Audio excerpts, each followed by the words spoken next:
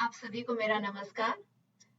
सर्वप्रथम मैं director sir, deputy director sir और आप सभी को धन्यवाद देना चाहती हूँ मुझे ये अवसर प्रदान करने के लिए।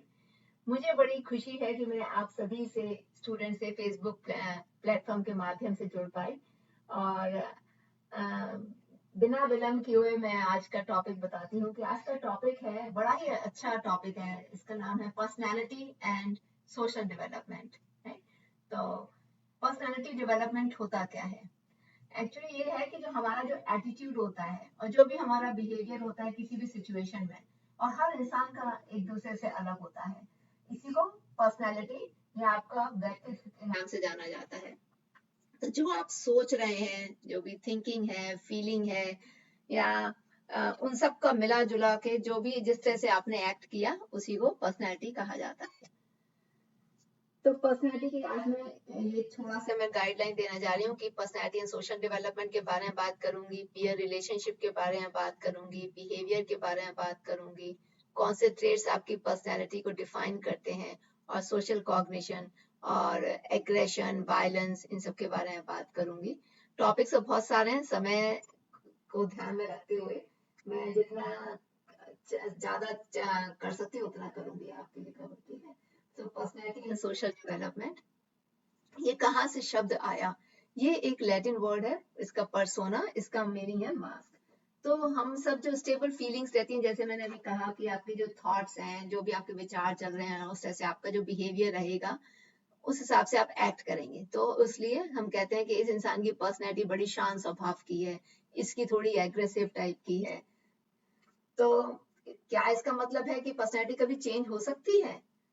तो जी हाँ, पर्सनैलिटी हमारी चेंज होती है। पर्सनैलिटी, क्योंकि हम every day we are changing, क्योंकि हमारी नॉलेज चेंज हो रही है, हमारे एक्सपीरियंसेस चेंज हो रहे हैं, हम जिन लोगों से इंटरेक्ट कर रहे हैं वो चेंज हो रहे हैं। तो इन सबको जब मिलाते हैं तो हाँ, हमारी पर्सनैलिटी, अगर आप चाहें तो आप अपनी पर्सनैलिटी चेंज कर सकते हैं।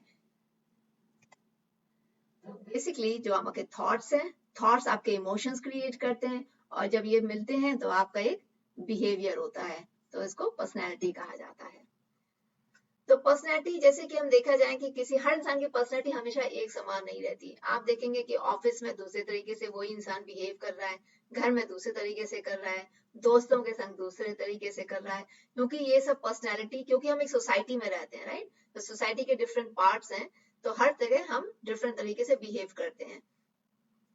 तो पर्सनैलिटी किसी भी इंडिविजुअल को एक अपनी आइडेंटिटी बनाने के लिए काम आती है। ये अगर आपकी पॉजिटिव पर्सनैलिटी है तो आपको थोड़ा रिड्यूस स्ट्रेस, आपका स्ट्रेस कम होगा, कॉन्फ्लिक्ट कम होंगे, और आप बेसिकली पॉजिटिव एटीट्यूड लाइफ में बना सकते हैं। तो पर्सनैलिटी अकेले एक इंसान के व्यक्तित्व से नहीं होती। पर्सनैलिटी आप अपनी सुधार सकते हैं, लेकिन हम सब एक दूसरे से जुड़े हुए हैं, और अगर हमारा व्यक्तित्व अच्छा होगा तो हमारी सोसाइटी का डेवलपमेंट होगा, वो उसमें उन्नति होगी। तो कैसे कर सकते हैं हम? सोसाइटी अकेले, जैसे मैंने कहा, सोसाइटी एक चीज नहीं होती है, आप उसमें हम सब मिलके सोसाइटी बनाते हैं। सो कैसे करेंगे? हर इंसान का पहले हम अपना व्यक्तित्व सुधारेंगे, तो फुल पोटेंशियल जितना हम में है हम उतना पहुंच पाए। सोसाइटी हमें, हाँ, हर सोसाइटी को कैसे नापा जाता है कि भाई अच्छी सोसाइटी है, जहां पर एक सुरक्षा मिले, जहां पर सफलता मिले, वह सोसाइटी अच्छी मानी जाती है, ठीक? उसके लिए हमें करना क्या है? हमें करना यह है कि हम सबको एक समान समझें और अपने में इन्वेस्ट करें। कैसे इन्वेस्ट करें? जैसे अपनी नॉलेज गेन करके अपने में इन्वेस्ट करें।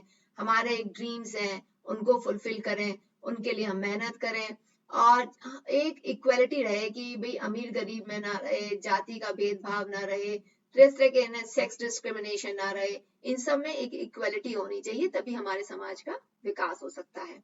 और जैसे मैंने कहा कि अपॉर्चुनिटी सबको मिलनी चाहिए, सबको भाई अपनी जो भी उनकी स्किल डेवलप करना चाहते हैं उसके लिए उन्हें जो सुविधाएं चाहिए वो उन्हें मिलनी चाहिए। अगर एक इंसान हेल्दी है, पढ़ा लिखा है और स्किल्ड है, अपनी वर्क फोर्स और अपने लिए, फैमिली के लिए कमा पा रहा है, अपने लिए कमा पा रहा है, तो डेफिनेटली उसकी फैमिली सफल होगी और साथ साथ हमारा समाज विकसित होगा। सो families will do well, but at the end of the day society will be benefited. तो पर्सनैलिटी को कैसे हम डिटरमाइन करते हैं कि भाई कैसे पर्सनैलिटी, क्या फैक्टर्स हैं जो हमारी पर्सनैलिटी बनाती है? तो इसके कुछ फैक्टर्स मैंने लिए हैं, जैसे कि हेरिडिटी है, एनवायरनमेंट है, सिचुएशन है, कल्चर है, फैमिली एंड सोशल बैकग्राउंड है। नाउ हेरिडिटी तो एक जैसा आप जानते हैं कि भाई जैसे हमारी आंख है, नाक, कान, मुंह, कि जैसे स्किन कलर जैसा हमारा पेरेंट्स का रहा है या हमारे एंसेस्टर्स का रहा है वैसा ही आएगा, ग्रैंड पेरेंट्स का रहा है उस हिसाब से आएगा। लेकिन जैसे कि भाई किसी की 6 फिंगर हो गई तो दैट इज हेरिडिटरी, ठीक है। लेकिन इसको एक नेचर, हेरिडिटरी एनवायरनमेंट को नेचर और नर्चर के नाम से भी जाना जाता है। सो ये तो नेचर हो गया कि भाई किसी की 6 उंगली है तो वो नेचर से आ गया। लेकिन नर्चर मीन्स कुछ चीजें हम उन्हें डेवलप करते हैं। जैसे कि अगर किसी इंसान को फॉरेन लैंग्वेज कोई सीखनी है, ठीक है, तो अब या कोई हिंदी या इंग्लिश माहौल में पूरा रह गया, जैसे कि अब कोई इंडिया में है और अमेरिका में आया, भले ही उसे कोई सेंटेंस स्ट्रक्चर नहीं आता, कुछ नहीं आता, लेकिन अगर वो साथ में रहा, सिर्फ समझना जल्दी शुरू कर जाते हैं, फिर धीरे धीरे उसी हिसाब से उसकी लैंग्वेज में भी इंप्रूवमेंट हो जाता है। तो इन्वायरमेंट ऐसा मिल जाता है कि उसमें आपको अलग से बहुत ज्यादा एफर्ट्स नहीं देने पड़ते हैं। तो कुछ चीजें हम हेरिडिटरी होती हैं, कुछ एनवायरमेंट से होती हैं। सिमिलरली अगर आपके घर में माहौल अच्छा है, आपका पीसफुल एटमॉस्फेयर है, तो उससे भी आपकी पर्सनैलिटी पे असर पड़ता है। कहाँ आप रह रहे हैं, कैसे लोगों से आपका मिलना जुलना है, उससे आपकी पर्सनैलिटी पे असर पड़ता है। फिर सिचुएशन, आपके जीवन में कैसी सिचुएशन आई है, किसी के में कुछ विषम परिस्थितियां आ जाती हैं तो उसमें मानसिक तनाव होता है, मानसिक सोच बदल जाती है, तो आप किस तरह से लोगों से डील कर रहे हैं। तो कई बार आपको सपोर्ट और एंकरेजमेंट अपने घर से मिलता है, समाज से मिल रहा है, अड़ोस पड़ोस से मिल रहा है, तो आपकी सोच अलग तरीके से होगी, थोड़े पॉजिटिव आप ज्यादा रहेंगे। और अगर आप थोड़े से परेशान हैं, कोई आपको तंग कर रहा है, या आपके जीवन में कुछ ऐसा एक्सीडेंट या ऐसी कुछ विषम परिस्थितियां आई जिससे काफी एक नकारात्मक सोच भी कई बार डेवलप हो जाती है। दोनों तरह की सोच होती है उसमें। कई बार लगता है कि नहीं हमारे साथ हुआ, हम दूसरे के साथ ना करें, लेकिन एक एक सोच होती है क्योंकि उस एक्सपीरियंसेस एक जहन में आ चुके हैं। और कल्चर, कल्चर के लिए तो हमारे जो founder of psychoanalysis Sigmund Freud, उन्होंने तो ही had a great emphasis on the influence of culture and religion, कि भाई क्योंकि अब जैसे हमारे रिलीजन में है कि भाई हम अब गीता, अगर जो हिंदू लोग हैं भाई गीता पढ़ रहे हैं, रामायण पढ़ रहे हैं, उसमें कैसे प्रेम की भावना को दर्शाया है और दिखाया है, जीवन में कैसे जिया है, सिर्फ दर्शाया नहीं वैसे जिया है, कि कैसे प्रेम की भावना को लेकर बताया है, त्याग बताया है, देने की भावना को बताया है, ईश्वर पर अटूट विश्वास बताया है, एक सुपर नेचुरल पावर है जो आपके लिए हमेशा आपके साथ रहती है। तो एक रिलीजन का इंपॉर्टेंस है।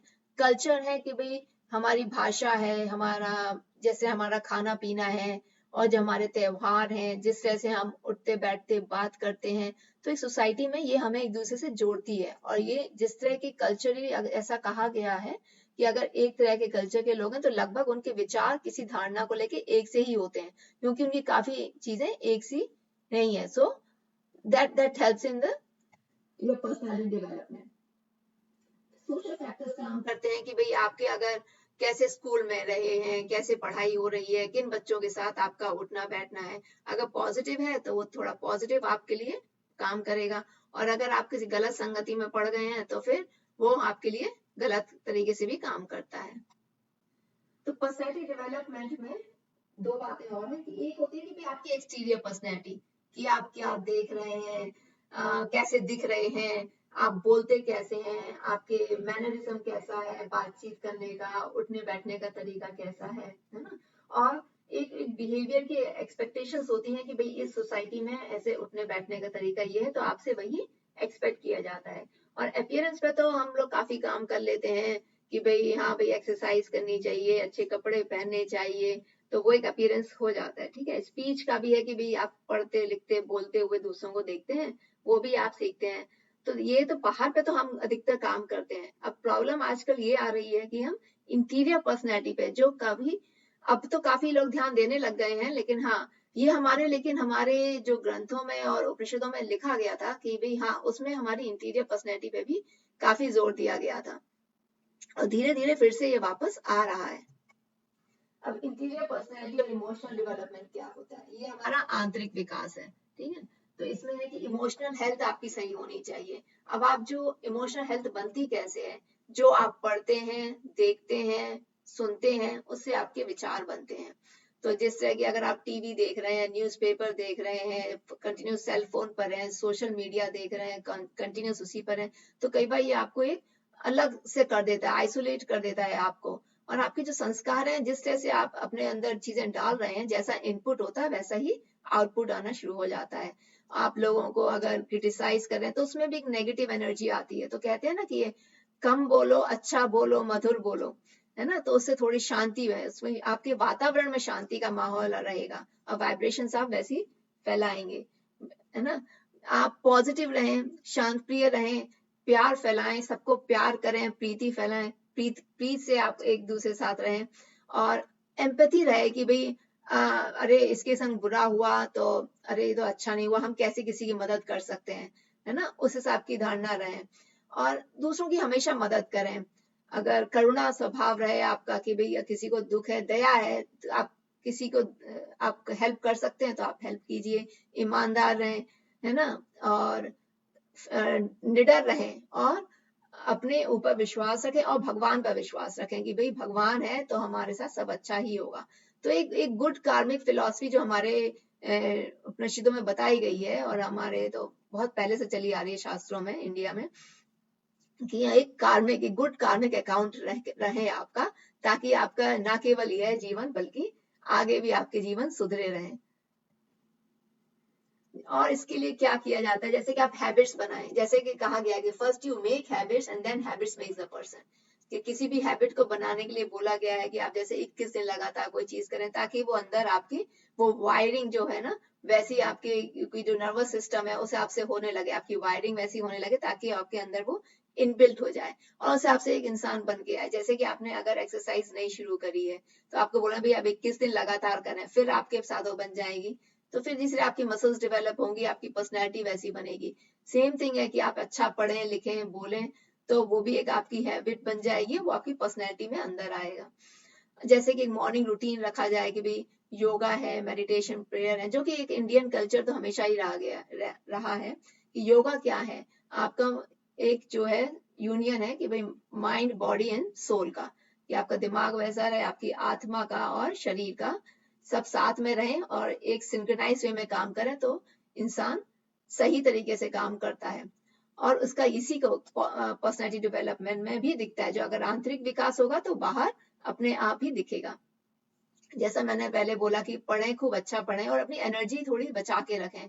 अच्छा बोलेंगे तो आप थोड़ा कम भी बोलेंगे, मैंने देखा है कि अगर कंटिन्यूस किसी के बारे में बात कर रहे हैं तो और नेगेटिव बोल रहे हैं तो विचार और थोड़े बढ़ते चले जाते हैं। लोगों से आर्ग्यू कम करें, अगर आप सही हैं तो सही हैं, ऐसे ही कहा गया सत्यमेव जयते। So focus on your Karma and energy, and आपके जो कर्म है वो ही आपकी डेस्टिनी बनाएंगे। अगर आप ये सोचेंगे तब कई बार लगता है कि अरे इसने हमसे बुरा बोल दिया, अब हमें भी तो जवाब देना पड़ेगा। जरूर नहीं कि हर चीज का जवाब दिया जाए, वो उसने बुरा बोला, वो उसकी एनर्जी है, आप अपनी एनर्जी बचा के रखें और आप सोचें कि हाँ भाई हमें तो अपनी डेस्टिनी है और हमें अपना भाग्य पे काम करना है, तो हम अपना बुरा हम नहीं बोलेंगे। तो उस हिसाब से ना केवल आपका विकास होगा, और हर इंसान, अगर एक इंसान भी ऐसा सोचता है तो आप देखेंगे धीरे धीरे हमारे समाज में बदलाव आएगा।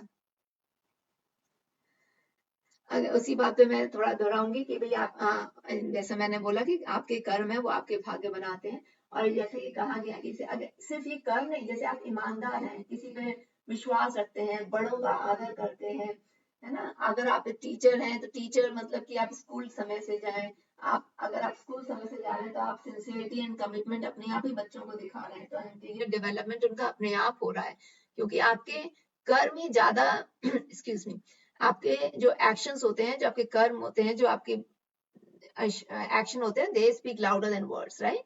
सिर्फ कहने से कुछ नहीं होता, अगर आप डेमोन्स्ट्रेट करेंगे तो अपने आप ही वो अंदर तक चला जाता है। एंड कई बार कई स्टूडेंट्स ही नहीं, आपके फेलो टीचर्स जो कलीग्स होते हैं वो भी इंस्पायर हो सकते हैं कि भाई हाँ भाई हमें भी ऐसा करना चाहिए, और शुरू में ना भी हो, लेकिन ये लगेगा, कम से कम आपको तो लगेगा कि हाँ भाई हम अपने लिए कर्म अच्छा कर रहे हैं और जिस तरह से जिसके लिए हमें वेतन मिल रहा है हम सिंसियरिटी से पूरा काम कर रहे हैं। तो जैसा कि कहा गया है कि जैसा आप काटोगे वैसा जैसा आप बोगे वैसा आप काटोगे। Excuse me.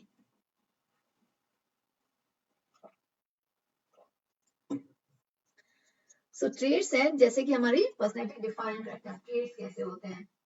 So trait is your personality means it's, ये आपकी पर्सनैलिटी को डिफाइन करता है कि, और डिफरेंसेस मेजर करता है कि आप एक इंसान से दूसरे में, हर इंसान का व्यक्तित्व अलग होता है ना, और एज मैंने कहा कि over the period of time ये चेंज भी होता रहता है। तो हमें देखना है कि किसी ट्रेट को देख के कि इंसान का बिहेवियर आप प्रिडिक्ट कर सकते हैं कि ये कैसे बिहेव करेगा इस सिचुएशन में। तो इस पे बहुत साइकोलॉजिस्ट ने काम किया है, जो स्कैटल थे उन्होंने 16 फैक्टर्स जो थे उन पे काम किया कि भाई कोई इंसान रिजर्व है, कोई डोमिनेंट है, कोई सीरियस है। उन्होंने इस पे ग्राफ बनाया, ग्राफ को देख के वो बता सकते थे कि भाई इसका बिहेवियर, इसकी पर्सनैलिटी में ये ज्यादा है, ये कम है, और ये इंसान ऐसे बिहेव करेगा। उसके बाद माया ब्रिक्स टाइप इंडिकेटर है, उसमें उन्होंने भी काम किया, ये भी काफी प्रचलित है, अभी आजकल काफी यूज हो रहा है कि भाई ये इंसान एक्सट्रोवर्टेड वर्सेस इंट्रोवर्टेड है, कि भाई कोई ज्यादा बोलता है, कोई अंदर ही अपनी बात रखता है, हर जगह नहीं की। और ऐसा नहीं है कि एक्सट्रोवर्टेड ज्यादा अच्छा है और इंट्रोवर्टेड कम अच्छा है, ऐसा कुछ कहा नहीं गया है, बस ये इंसान की पर्सनैलिटी डिफाइन करता है। ठीक है, तो ये एक एग्जांपल देना चाह रही थी मैं। उसके बाद जो मोस्ट फेमस है, जो बिग 5 पर्सनैलिटी ट्रेट्स है, इनको ओशन एनालिसिस भी कहा जाता है। ये अमेरिकन साइकोलॉजिस्ट लुइस गोल्डबर्ग, जो कि बहुत प्रोमिनेंट रिसर्चर रहे हैं साइकोलॉजी में, तो ये पर्सनैलिटी साइकोलॉजिस्ट थे। इन्होंने बताया कि ये 5 तरह के ट्रेट्स पे उन्होंने काम किया। तो इनका था openness, consciousness and extraversion, agreeableness and neuroticism. तो ये होता क्या, तो उन्हें सब शब्दों का पहला अक्षर ले लिया और उसका नाम फिर ओशन एनालिसिस पढ़ा। सो बिग 5 पर्सनैलिटी ट्रेट्स, ये जो है, इससे हमें एक रिलेशनशिप के बारे में समझने को मिलता है कि पर्सनैलिटी, किसी इंसान की पर्सनैलिटी, उसका बिहेवियर किस तरह से कनेक्टेड है ना। तो जैसे कि ओपननेस है, तो कोई इंसान है वो अगर ओपन है तो वो पर्सन क्यूरियस होता है, जिज्ञासा हर चीज के लिए ज्यादा रहती है, इंटेलेक्चुअल तो होता ही है, उसमें थोड़ा क्रिएटिव रहता है, नए आइडियाज लेने के लिए थोड़ा वो हमेशा ओपन रहता है कि हाँ भाई ये भी अच्छा है, सुन लेते हैं तुम्हारी बात, क्या पता तुम्हारी अच्छी हो, है ना। तो जो इसमें एक हाई एंड है, एक लो एंड है। तो जो हाई एंड है वो तो मैंने अभी बताया आपको, जो जो लो एंड में रहते हैं इसमें, ओपननेस में, उन्हें ज्यादा बदलाव पसंद नहीं आता, नई नई चीजें ज्यादा ट्राई नहीं करनी है भी, ठीक है, ज्यादा इमेजिनेशन भी नहीं रहते, और ज्यादा हवा की चीजें जैसे ना बैठे बैठे जस्ट क्रिएटिविटी और सोचना, वो उन्हें ज्यादा पसंद नहीं होता है। और दूसरा है कॉन्शियसनेस, इसमें जो इंसान आगे के लिए रहते हैं, मतलब जो इसमें जो हाई रहते हैं इसमें, उसमें रहता है कि भाई कोई भी चीज हमें करनी है, जैसे कोई प्रेजेंटेशन ही तैयार करना है, तो आप उसमें समय देंगे, उसके बाद उसे तैयारी रखेंगे और उसके बाद आप प्रेजेंट करेंगे। ठीक है, आपके जो भी इम्पोर्टेंट है कि भाई प्रायोरिटाइज करेंगे कि भाई ये काम इम्पोर्टेंट है, इस पे पहले ध्यान देते हैं, और छोटी छोटी बारीकियों पे ध्यान देना, और एक सेट स्केड्यूल रखते हैं और उसको वो फॉलो करना चाहते हैं कि अगर उसमें थोड़ा सा भी अगर विलम्ब होता है, जैसे कि मान लो सुबह एक्सरसाइज का स्केड्यूल है उनका, अगर वो नहीं हो पाया तो वो थोड़ा चिड़चिड़ापन आ जाएगा कि नहीं हमें ये ही चाहिए, हमें ये अच्छा लगता है। और जो इसमें लो होते हैं उन्हें लगता है कि ठीक है, चल तो रहा है, ऐसी जल्दी किस बात की है ना, आराम से हो जाएगा, और चीजें जगह पे नहीं रखना, और बाद में कर लेंगे, प्रोक्रेस्टिनेट मतलब कि अरे हाँ बाद में कर लेंगे, अभी जल्दी नहीं है, और इस तरह से फिर उनकी चीजें समय पर होती भी नहीं है। एक्स्ट्रावर्जन, ये तो आपने काफी सुना होगा कि एक्स्ट्रोवर्ट और इंट्रोवर्ट, राइट। तो इसमें है कि भाई हमें सेंटर ऑफ अट्रैक्शन रहना है, कि भाई हमारे लिए हमारे बारे में बात हो और हमें सब सुने और देखें, है ना। ये लोग अपनी बात करना शुरू करना चाहते हैं कि भाई दे लाइक स्टार्टिंग कॉन्वर्सेशंस, और नए लोगों से मिलना भी ये लोग पसंद करते हैं, और इन्हें नए फ्रेंड बनाना अच्छा लगता है, और ये काफी मतलब इनमें एनर्जी रहती है जब ये लोगों के साथ रहते हैं। और जरूर नहीं कि बस कह जाते हैं चीजें, जरूर नहीं कि वो इतना सोचें कितना कि भाई इसका क्या मीनिंग है और इतना है, दे आर जस्ट एक्सट्रोवर्ट। लेकिन जो थोड़े इसमें लो साइड रहते हैं, उन्हें थोड़ा अकेला पसंद आता है कि भाई हमें अकेला थोड़ा शांत छोड़ दो, है ना। और बहुत ज्यादा सोशलाइज कर लें तो थोड़े थके से हो जाते हैं, और बात करने में ज्यादा इनिशिएटिव लेना पसंद नहीं करते, और इन्हें ज्यादा बहुत ज्यादा अटेंशन नहीं चाहिए होती, इन्हें लगता है कि, और दोनों ही सही हैं, कोई किसी में अपना, किसी का, हर इंसान का अपना क्षेत्र होता है, तो बस ये पर्सनैलिटी है। एग्रीएबलनेस, इसमें ये होता है कि आप दूसरे लोगों में इंटरेस्ट ज्यादा लेते हैं, जो सामाजिक कार्य जो ज्यादा करते हैं, केयर अबाउट अदर्स है ना, दूसरों की कैसे हेल्प कर सकते हैं, उसमें एग्रीएबलनेस है कि भाई एक एक मतलब विश्वास है लोगों पर, है ना, काइंडनेस है। और जो अब इसमें थोड़े लो साइड हैं उनको है कि थोड़ा अपने लिए ज्यादा सोचते हैं, है ना, और हम बड़े हैं आप छोटे हैं वो वाली भावना भी आ जाती है इसमें। सो अपने लिए ज्यादा सोचना, दूसरे के लिए कम सोचना।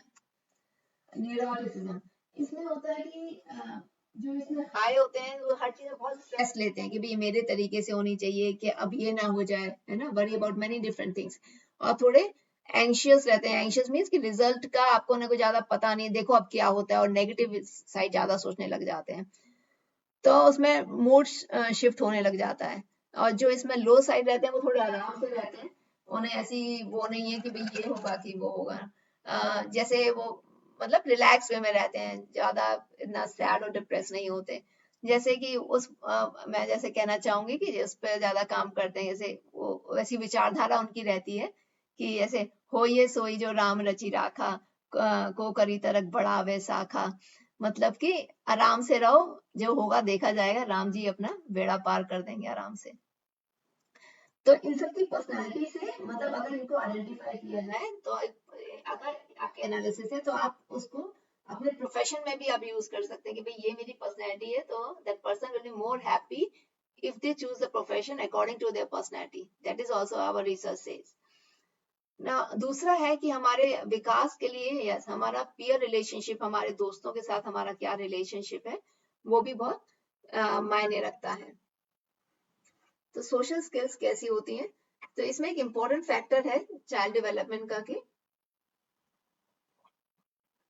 एक्सक्यूज मी कि आप कैसे दूसरों के साथ व्यवहार कर रहे हैं, है ना, कैसे आप दूसरों से बातें कर रहे हैं, क्या आप अपने फ्रेंड्स बना पा रहे हैं, अगर बनाए हैं तो उनको मेंटेन कर पा रहे हैं, डिफरेंट सोशल सिचुएशन में आप कैसे काम करते हैं, और अगर आप हैं तो आप कैसी चॉइसेस आप रख रहे हैं।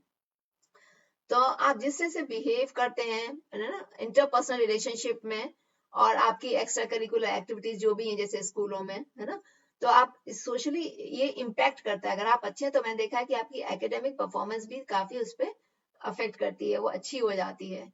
तो इन सब से अगर आपका पीयर रिलेशनशिप और सोशल स्किल्स अच्छी हैं तो वो डेफिनेटली आपकी पर्सनैलिटी पे पॉजिटिवली अफेक्ट करती हैं। स्कूल तो एक सोशल प्लेस मानी गई है कि अगर आपका पीयर रिलेशनशिप अच्छा नहीं है तो डेफिनेटली वो आपको कहीं ना कहीं असर करता है। तो अभी तो स्कूलों में कई स्कूलों में साइकोलॉजिस्ट भी होने लगे हैं कि मानो कि किसी की कोई कमी है तो उस पर कैसे उस पर जोर देना है और उसको कैसे उसको विकसित करना है। और टीचर्स भी ध्यान दे सकते हैं कि भाई ये है थोड़ा सा इंट्रोवर्ट है, इसको और क्या कर सकते हैं, इसे छोटे छोटे ग्रुप में डाल के थोड़े से बात करने का तरीका, ताकि बस जस्ट लोगों से मिले जुले तो उसमें उसमें वो सोशल स्किल्स डेवलप हो।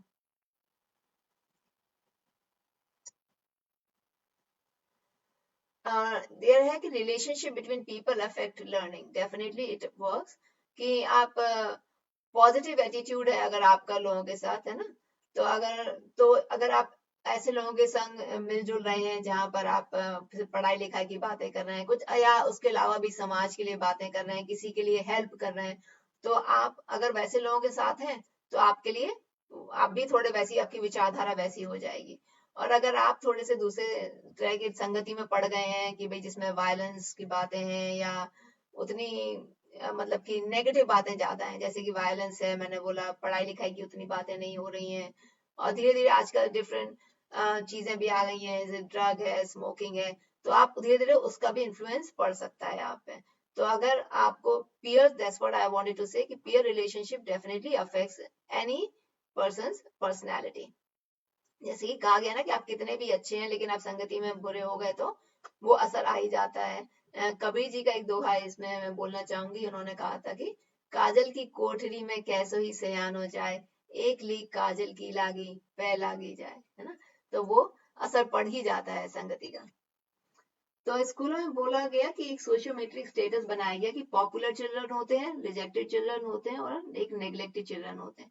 पॉपुलर चिल्ड्रन तो सभी जानते हैं भाई कोऑपरेटिव होते हैं, सोशिएबल होते हैं, फ्रेंडली होते हैं, है ना, रिस्पॉन्सिबिलिटी लेना चाहते हैं, थोड़े अपनी बात को रखते हैं असर्टिवली कि बनी ऐसा ही होना चाहिए। उनमें नेगेटिव बिहेवियर कम पाए जाते हैं। तो सोशल स्किल्स में तो वो डेफिनेटली अच्छे होते ही हैं। एक होते हैं रिजेक्टेड चिल्ड्रन, अब उसके कारण है कि उनकी घर में कैसा माहौल रहा है, वो किस सोसाइटी से आ रहे हैं, है ना, तो उन सब चीजों का फर्क पड़ता है। तो रिजेक्टेड चिल्ड्रन में सोशल स्किल थोड़ी कम होती है, वो थोड़े से चिड़चिड़े रहेंगे, डिसरप्टिव रहेंगे, या कई बार एग्रेसिव हो जाते हैं कि भाई किसी को धक्का मुक्की करने लगे, या अच्छी भाषा नहीं इस्तेमाल करी बातों में, क्योंकि उन्होंने या तो वो देखा है, उन्हें मालूम है कि अगर हम ऐसा करेंगे तो हम जो चाहते हैं वो मिल जाएगा, जो रूल ब्रेकर होते हैं वो लोग। और निग्लेक्टेड चिल्ड्रन होते हैं कि भाई इन्हें जिस किसी भी परिस्थिति के कारण ये थोड़े से शांत अपने में ही समा जाते हैं, और अगर पर इन्हें मौका मिले तो ये भी अगर अपने सोशल स्किल्स डेवलप कर लेते हैं और अपना कंट्रीब्यूशन दिखाते हैं, लेकिन उन्हें यूजुअली उन्हें रहता है कि ये they are just not noticed कि भाई ये थोड़े अलग में बैठे हैं, तो इन्हें अकेला ही छोड़ दो, लेकिन अगर ये ग्रुप में रखा जाए तो ये भी अच्छा काम करते हैं। और किसी कारणवश ये मतलब निग्लेक्टेड हो जाते हैं, तो घर में इनकी परिस्थिति होती है कि भाई इन्हें निग्लेक्ट किया गया, कि ज्यादा रिस्पॉन्सिबिलिटी नहीं दी या ज्यादा ध्यान नहीं दिया जा रहा है इन पर, तो वो ये 3 तरह के स्टेटस पे रिसर्चर्स ने बात करी है। उसके बाद है सोशल कॉग्निशन। तो सोशल कॉग्निशन है कि भाई आप कैसे इंसान किसी भी इंफॉर्मेशन को प्रोसेस करता है, स्टोर करता है और अप्लाई करता है that information towards different people या किसी भी सिचुएशन में, है ना, तो उसको सोशल कॉग्निशन कहा जाता है। तो इसमें काफी 8 स्टेजेस ऑफ डेवलपमेंट है, साइको सोशल डेवलपमेंट थियरी है इसमें, और एरिक्सन साइकोलॉजिस्ट थे, उन्होंने ये थियरी दी थी। और उन्होंने कहा था कि ये जो होती हैं ये हमेशा हम अपना है, जैसे मैंने शुरू में भी बोला कि हमारा विकास निरंतर हो रहा है ना, तो उसकी स्टेजेस बोली गई हैं। तो ये स्टेजेस हैं, जैसे कि इन्फेंसी है, इन्फेंसी जब बच्चा हुआ है तो उसमें ट्रस्ट और मिसट्रस्ट का रहता है कि भाई इसमें विश्वास होता है, माँ बाप पे विश्वास होता है, परिवारजनों पे विश्वास होता है ना। उसके बाद ऑटोनॉमी और शेम, मतलब कि वो अपना बाथरूम ट्रेंड हो रहा है ना, मसल मूवमेंट पे ध्यान दे रहा है। प्री स्कूल में फिर वो थोड़ा इनिशिएटिव लेने लग जाता है, कुछ चीजें सीखने लग जाता है। फिर उसके बाद स्कूल एज आती है, उसमें मतलब कि वो कैसे पेशेंटली बैठ के अपना काम करना, रिस्पॉन्सिबिलिटी अपनी काम खत्म करना, वो एक स्टेज आती है। उसके बाद एडोलेसेंस स्टेज आती है, उसमें है कि भाई एक हमारी आइडेंटिटी होनी चाहिए, है ना, और उसमें अगर रोल कंफ्यूजन भी होता है कि भाई हमें ये रिस्पॉन्सिबिलिटी हमारी है कि नहीं है, हमें नहीं समझ में आ रहा है, क्योंकि हम लेना चाहते हैं, क्योंकि वो एक टीनेजर एज रहती है। और यंग एडल्टहुड में कि भाई आपको डिफरेंट फीलिंग्स रहती हैं कि भाई आपको लव है, अफेक्शन है, समटाइम रिजेक्शन भी है। So different adulthood, different situations are there. And middle adulthood में आपको मतलब कि अब सब कुछ हो गया, आप बेसिक चीजें आपने फुलफिल कर ली हैं, आपका परिवार हो चुका है, घर हो चुका है, तो बच्चों की जिम्मेदारियां लें और बस एक basic stagnant life kind of आ जाती है। और उसके बाद एक मेच्योरिटी होती है कि भाई when you reflect back on your life कि भाई कैसा रहा हमारा जीवन, क्या कर सकते थे और क्या नहीं, बट आप उसमें होपफुल रहें और मतलब आशावादी तब भी बने रहें, है ना, क्योंकि अगर वो नहीं रहते हैं तो आप फिर निराशावादी बन जाते हैं कि अब बचा ही क्या है जीवन में। तो वो जीवन, वो फेज भी लाइफ में बड़ा इंपॉर्टेंट होता है। जैसा कि मैंने ट्रस्ट के बारे में बताया अभी आपको कि माँ और बच्चे का और पेरेंट्स का क्या रिलेशनशिप है, तो अगर अगर ये नहीं होता है, अगर बच्चे का शुरू में ये ट्रस्ट डेवलप नहीं हुआ, तो बाद में वो फियरफुल बच्चा बन जाता है ना, बिलीव दैट वर्ल्ड इज, क्योंकि उसको समझ ही नहीं आ रहा है कब क्या हो रहा है। तो डिपेंडिंग ऑन, जैसे मैंने शुरू में बोला कि किस इंसान की कैसी सिचुएशन रही है, उस हिसाब से उसकी पर्सनैलिटी बन जाती है। क्योंकि सभी बच्चे इतने खुश नसीब नहीं होते हैं कि उन्हें बड़ा ही अच्छा परिवार मिले, कई बार हर इंसान की परिस्थितियां अलग हो जाती हैं। ऑटोनॉमी में जैसे कि इंडिपेंडेंट है कि भाई अपना, जैसे मैंने बोला कि अपना चलना, थोड़ा सा इंडिपेंडेंस आना बेसिकली, है ना। और अगर बाय चांस है कि भाई और बाथरूम ट्रेन वगैरह होना, और अगर कुछ ऐसा लगा, अगर कुछ हम वो लोग नहीं कर पाए या गिर गए चलते चलते, या कोई चीज काम उनसे कहा गया मतलब वो नहीं कर पा रहे हैं, तो उन्हें थोड़ा सा फिर वो शेमफुल फील करने लग जाते हैं कि अरे ये तो हमसे हुआ नहीं। उसके बाद जैसे स्टेज 3 है, जो 3 to 6 years प्री स्कूल की है, कि इसमें वो इनिशिएटिव लेना शुरू कर जाते हैं, क्योंकि वो नए नए शब्दों का उनमें सीख रहे हैं, है ना। तो उसमें अगर वो बाय चांस, जैसे मैंने बोला कि फेलियर अगर उसमें है कि भाई कोई चीज सीखना चाह रहे हैं और नहीं सीख पा रहे हैं, तो उन्हें कई बार डाउट आने लग जाता है कि पता नहीं हम कर भी पाएंगे कि नहीं, अरे हमसे नहीं हो रहा है। तो ये एक स्टेज होती है डेवलपमेंट की। इंडस्ट्री में ये है 6 से 12 साल में कि वो बैठ के लंबे समय तक उन्हें काम करना कि भाई हमारा काम है, पेशेंटली उन्होंने खत्म किया और रिस्पॉन्सिबिलिटी ली। और अगर उसमें वो नहीं कर पाते हैं तो फिर उन्हें इंफीरियोरिटी का डेवलपमेंट होती है, अरे ये तो काम हमसे होगा नहीं, ये हमारे पास की बात नहीं है। तो वो फीलिंग्स उनमें आने लग जाती हैं। आइडेंटिटी जैसे ही वो बड़े होते हैं तो टीनेजर हैं कि भाई हमारा ये रोल है, मेल्स हैं तो वो सोचेंगे हमारा ये रोल है, फीमेल्स का जैसे हमारी सोसाइटी में ऐसा रोल बनाया हुआ है। अब तो सब इक्वालिटी पे ध्यान देना है अब तो हमें, लेकिन एक रिलेशनशिप है कि हमारे सोशल इन्फ्लुएंसेस कैसे हैं किसी के साथ, है ना, किस जगह में हम उठ रहे हैं, बैठ रहे हैं और कैसे लोगों के संग हम मिलजुल रहे हैं, क्योंकि उसका असर जैसे मैंने पहले बताया कि डेफिनेटली आपकी पर्सनैलिटी पर पड़ता है। उसके बाद जब आपका एक यंग एडल्टहुड है कि अब 20 से 40 साल में कि आपकी एक फैमिली होती है और आप उसमें मतलब इंटीमेट रिलेशनशिप होते हैं, आपकी वर्क लाइफ होती है, आपकी सोशल लाइफ होती है ना, आपके कलीग्स होते हैं, सब एक मिलके एक आपका एक आसपास के एक वातावरण बनाते हैं। लेकिन अगर आपके लाइफ में कुछ ऐसा हादसा हो जाए और आपको कुछ चीजें या फिर नहीं मिले किसी कारणवश, तो एक वो लोनलीनेस और डिप्रेशन की फीलिंग आती है। मिडिल एडल्टहुड में कि अब सब स्टेबल हो गया है, बच्चे अब सेटल हो रहे हैं, है ना, क्रिएट एंड नर्चर, तो failure to resolve this is unproductive और अनवॉल्व वॉल कि अरे हम अपने में ही ज्यादा रहने लग जाते हैं कि जिसका जो हो रहा है वो अच्छा है, हमें क्या करना, क्योंकि वो चीजें उन्हें नहीं मिली होती हैं, तो उस कारणवश वो उनकी वैसी सोच बनने लग जाती है। और लास्ट में ये है स्टेज 8 बताई गई है, इसमें मैच्योरिटी है कि भाई 65 प्लस में बोला गया है ऐसे कि reflect back on your life कि भाई आपकी जीवन कैसा रहा और आपका जो जीवन का पर्पस था कि आपने फुलफिल किया वो, है ना, अपने अचीवमेंट देखते हो, कुछ अपने अप्स एंड डाउन्स बेसिकली देख रहे होते हो। और अगर फेलियर टू रिजॉल्व दिस अगर उस पे होता है तो कई बार अपने आप में कुछ पछतावा होने लग जाता है, थोड़ी मतलब निराशा होती है कि अरे ऐसा करना चाहिए था और वैसा करना चाहिए था। तो बेसिकली रिजॉल्व दिस कॉन्फ्लिक्ट, जो कर सकते थे वो किया, एंड बस be in your present life, that's the most you can do. But ये मैं बताना चाह रही थी कि ये स्टेजेस हैं, 8 स्टेजेस हैं जिसको बताया गया है कि हम कंटिन्यूअसली ग्रो कर रहे हैं और हमारी पर्सनैलिटी चेंज हो रही है। अब ये बिहेवियर है कि भाई हमारी पर्सनैलिटी पे yes, हम बिहेव कैसे करते हैं, राइट। एक तो हमें ये 2 तरह के बिहेवियर हैं।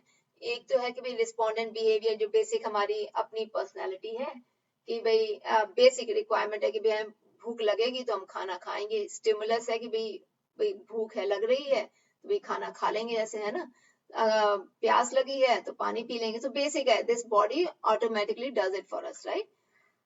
तो इसको कहा गया automatic response to some stimulus, है ना, तो स्टिमुलस इसमें था भूख और प्यास।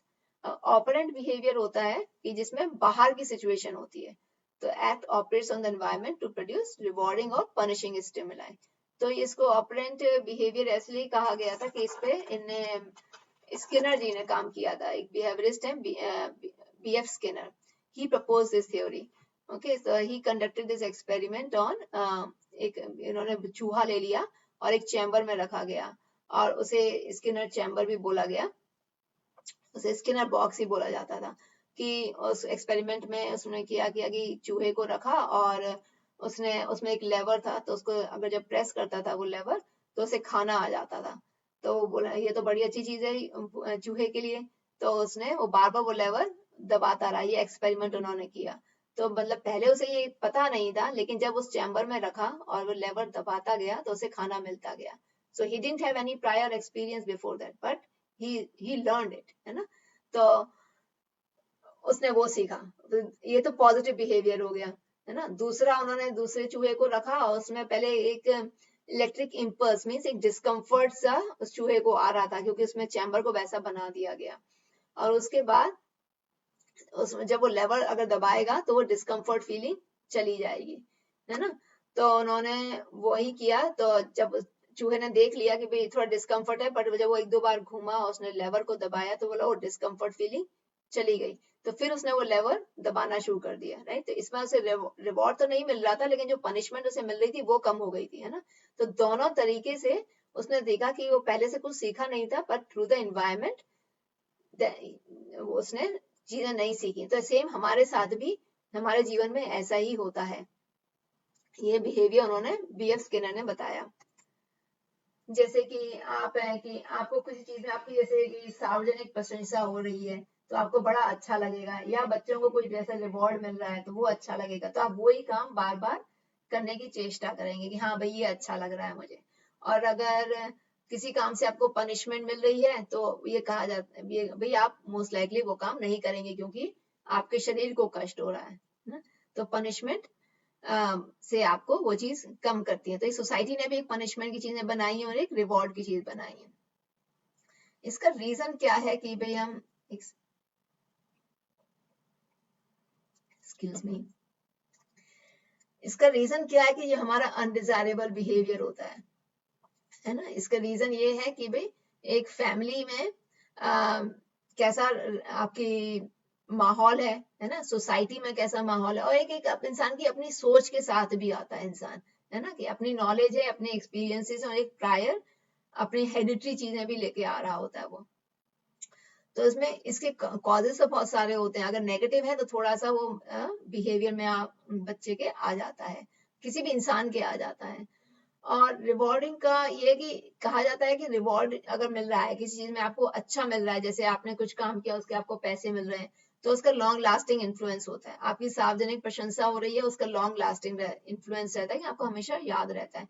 लेकिन पनिशमेंट के लिए कहा गया है कि वो थोड़ी देर के लिए रहता है। और पनिशमेंट का एक साइड इफेक्ट ये है कि आपने ज्यादा पनिशमेंट किया तो फियरफुल नेचर बन जाता है। जैसे कि बच्चों को कई बार अगर आपने स्कूल में कुछ डांटा या कुछ किया तो वो हो जाता है कि भाई हमें स्कूल नहीं जाना है, हमें डांट पड़ेगी, या आज तो फिर डांट नहीं पड़ेगी। तो एक फियरफुल, तो इसलिए थोड़ा सा नेगेटिव माना गया है। और अगर एक बार फियर चला जाता है तो वो कहते हैं कि अरे अब तो आराम से करते हैं, अब तो चले ही गया, जरूर नहीं कुछ होगा। तो इसलिए पॉजिटिव रिवॉर्डिंग बिहेवियर को ज्यादा अच्छा माना गया है in comparison to the punishment, but they both are required. जैसे कि मैं एग्जांपल देना चाहूंगी, जो हमारी किरण बेदी हमारी एक्स आईपीएस ऑफिसर हैं, और अभी लेफ्टिनेंट गवर्नर है वहाँ की पुडुचेरी की।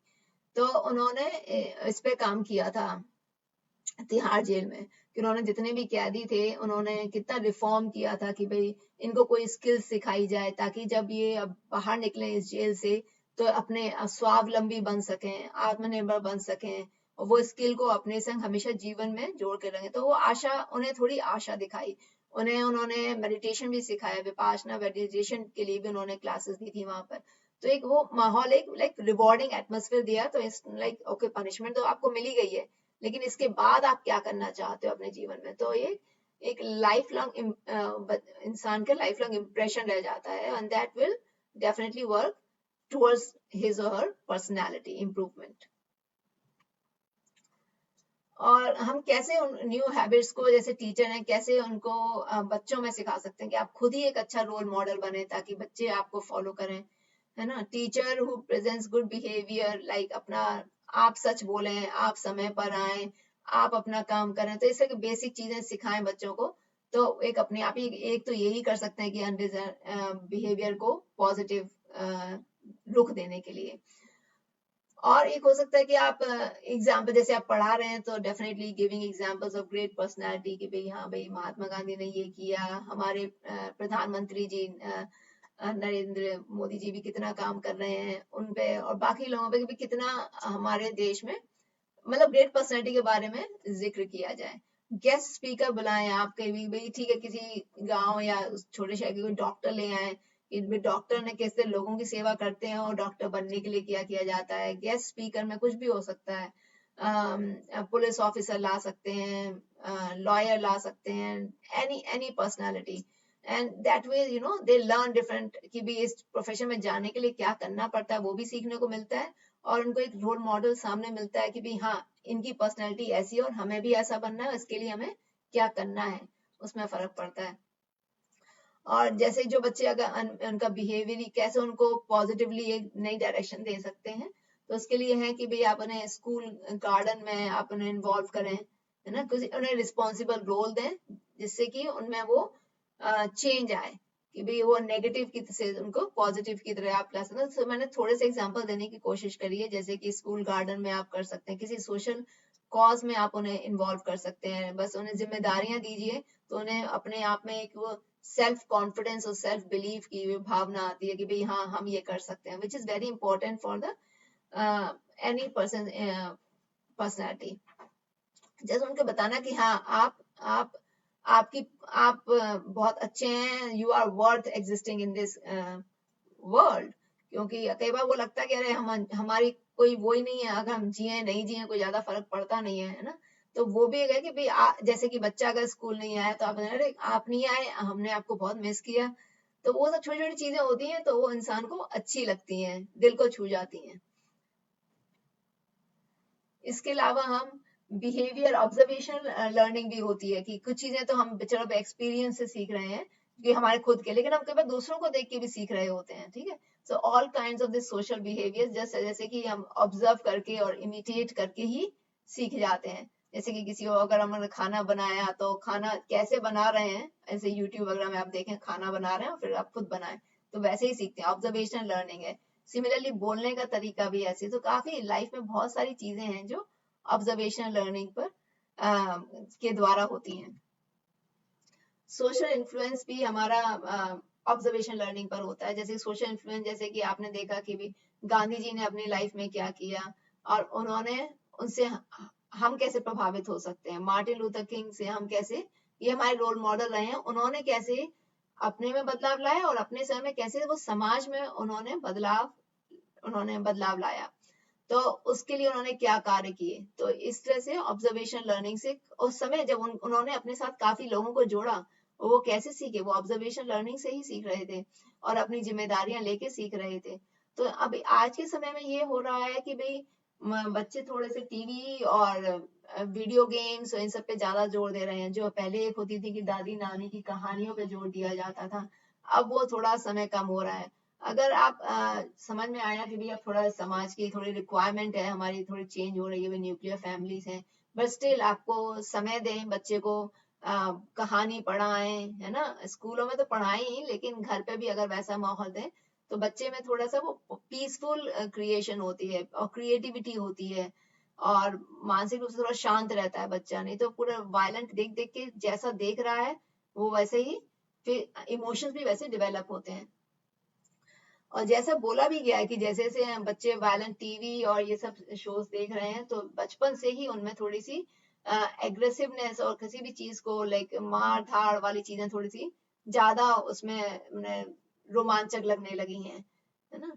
तो उन सब पे अगर हम थोड़ा काम करें, पेरेंट्स भी काम करें और टीचर्स भी डेफिनेटली बोल सकते हैं, और स्कूल में तो डेफिनेटली आप पॉजिटिव चीजें ही दिखाएंगे, लेकिन अगर उन पर ध्यान दें कि भाई घर पे भी आपको ऐसा ही करना है, तो उससे हमारा not only like if even one child is changing, we are bringing change to the society. Violence के बारे में बोलना चाहूंगा कि कैसे इन बच्चों में वायलेंस हो जाता है, नेगेटिव, नॉट बच्चों में, like there is a personality, even बड़ों में भी होती है ये। So violence physical, verbal and emotional, there are 3 types of violence. Violence means वही अहिंसा।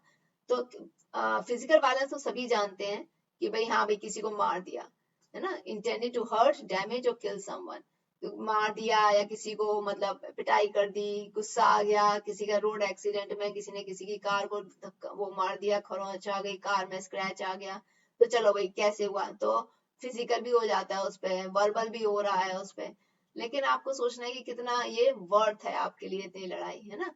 तो फिजिकल है। वर्बल अब्यूज पे है कि भाई आप किसी को क्रिटिसाइज कर रहे हैं, है ना, किसी की इंसल्ट कर रहे हैं, आप अपने आप को ज्यादा बड़ा समझ रहे हैं और दूसरे को कम समझ रहे हैं।